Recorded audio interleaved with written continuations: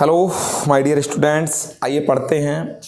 विद्युत चुंबकीय स्पेक्ट्रम में पाई जाने वाली सभी प्रकार के तरंगदैर्घ्य की तरंगें यानी सभी विद्युत चुंबकीय तरंगों का तुलनात्मक एक अध्ययन देखते हैं। सबसे पहले गामा किरणों को, जिसको बैकरल और क्यूरी ने 1896 में खोजा।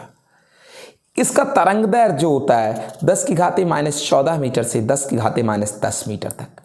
आवृत्ति आप बोर्ड पर देख सकते हैं 3×10⁻22 से 3×10⁻18 हर्ट्ज तक।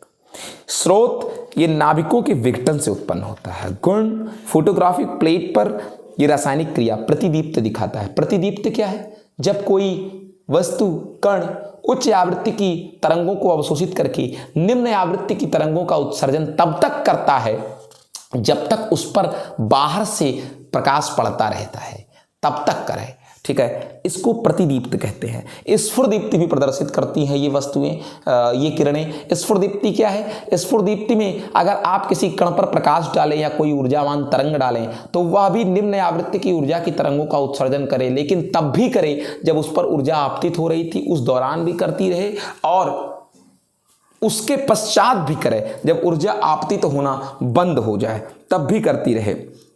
ठीक है, और बता दें इनमें विवर्तन होता है, ये विवर्तित होती हैं। इनमें आयनीकरण होता है, ये आयनित कर देती हैं गैसों को गामा किरणें, और इन पर कोई आवेश नहीं होता और ये भेदन क्षमता रखती हैं। ये क्या कर देती हैं? एक धातु के चद्दर को इस पार से उस पार तक भेद देती हैं। इनका उपयोग क्या है? बहुत जनरली देख लीजिए, उपयोग बोर्ड पर आपको नहीं मिलेगा। ये कैंसर के इलाज में भी, परमाणु के नाभिक के स्ट्रक्चर को समझने में, बहुत लंबे समय तक पदार्थों को संरक्षित रखने में, ठीक है ना। इसके अलावा नाभिकीय क्रियाओं को प्रारंभ कराने में भी इनका उपयोग है। ये सारी बातें बेटा किसके बारे में हैं? ये हैं गामा किरणों के बारे में।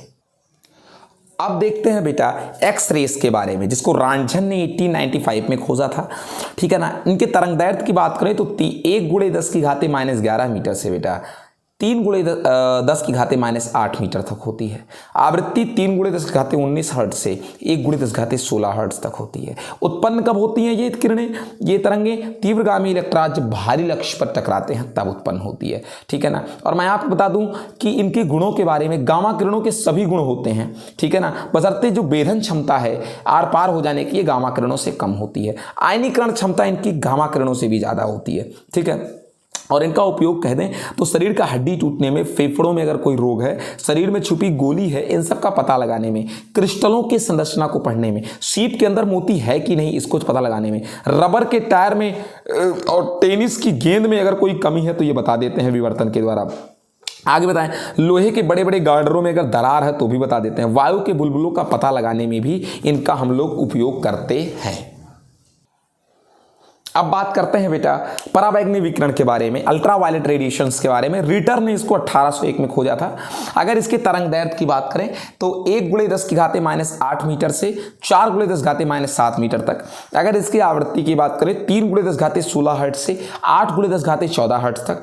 इसके स्रोत की बात करें कहां से आता है बेटा ये, तो सूर्यदेव से आ जाता है, वैद्युत आर्क से आ जाता है, चिंगारी से, स्पार्क से आ जाता है, वैद्युतीय स्पार्क से। ठीक है ना। आयनित गैसों के विसर्जन से, अगर आयनित गैसें जो है विसर्जित की जाती हैं तो भी उत्पन्न हो जाता है। आपको बता दें गामा किरणों के सभी गण होते हैं, बस भेदन क्षमता काफी कम होती है। ये प्रकाश वैद्युत प्रभाव उत्पन्न करती है। आपको इसका बता दें उपयोग क्या है बेटा। नकली दस्तावेज, नकली नोट, अंगुलियों का निशान, फिंगर प्रिंटिंग में, बर्गलर अलार्म में। बर्गलर अलार्म अगर आपको समझना है बेटा तो आप जान जाएं बस इतना, दीवालों में सेंध लगाकर जब चोरी की जाती है तो ये अलार्म का काम करते हैं। कैसे काम करते हैं इसको समझने के लिए आप मेरी डिटेल्ड लेक्चर को पढ़ लें, ठीक है ना, एक वीडियो देख ले उसका।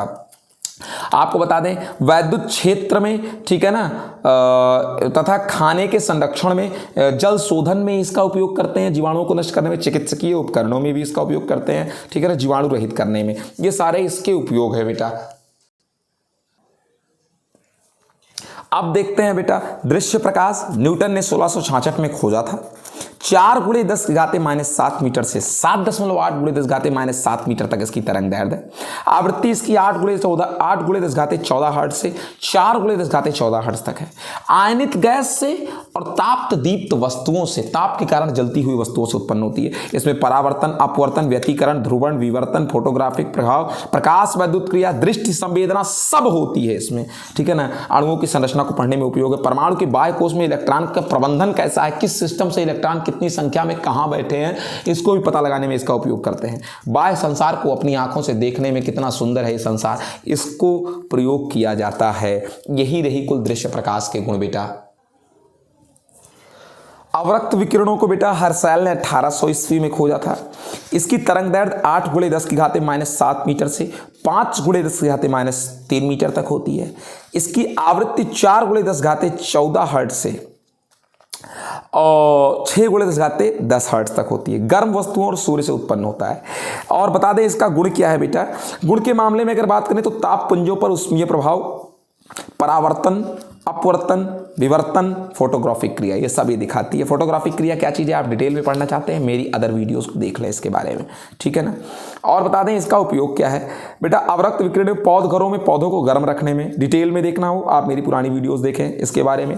कोहरे और धुंध में फोटोग्राफ खींचने में इसका देख लें, ठीक है ना। और आर पार देखने में आप मेरी डिटेल वीडियो देख लें।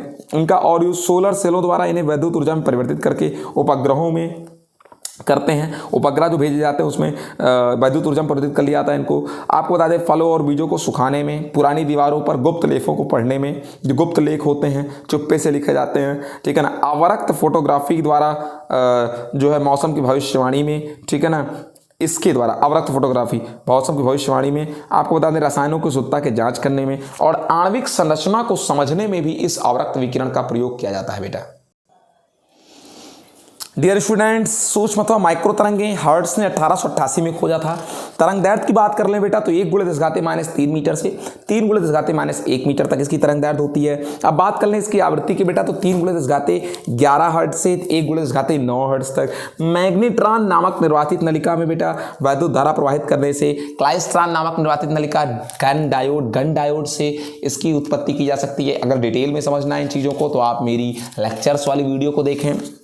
उसके बाद अभिग्राही परिपथों में गैपों में जो स्पार्क उत्पन्न करती है। रिसीवर्स वाले जो सर्किट्स होते हैं उनके बीच में स्पार्क उत्पन्न कर देती है, जो रिसीवर्स वाले सर्किट्स होते हैं जो हमारी रेडियो टेलीविजन बहुत सारे मोबाइल फोन इत्यादि में, ठीक है ना। और बता दें इनका उपयोग क्या है बेटा। उपग्रह और लंबी दूरी के बेतार संचार में, टेनिस अथवा क्रिकेट की गेंद, वाहनों, इन सबके चाल को पता करने में कि कितनी स्पीड से बाल जा रहे हैं जब आप क्रिकेट में देखते हैं और जोर से चिल्ला उठते हैं। तो विमान संचालन में बेटा रडार प्रणाली में, आपको रडार प्रणाली को डिटेल में समझना है मेरी लेक्चर वाली वीडियोस को देखें। माइक्रोवेव ओवन में डिटेल में समझना है मेरी वो वाली वीडियोस देखें। अब देखिए बेटा ये सारी रही बातें।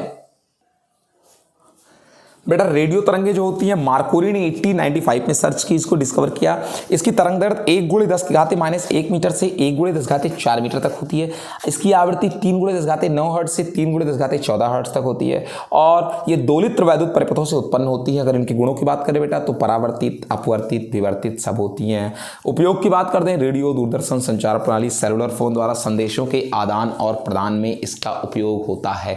अब बेटा ये आपकी कंपैरेटिव तरीके से तुलना तौर से सातों विद्युत चुंबकीय तरंगों को मैंने आपको बता दिया। थ्योरेटिकल तौर पर ये चैप्टर पूरी तरीके से ओवर हो गया। अब आपको नेक्स्ट क्लास में बूस्टर के आपको इसकी डिटेल मिलेंगी, न्यूमेरिकल्स मिलेगा, बहुविकल्पीय, लघुत्तरीय, सारी चीजें आपको मिल जाएंगी। अब बेटा हम लोग मिलते हैं नेक्स्ट वीडियो में। Good bye.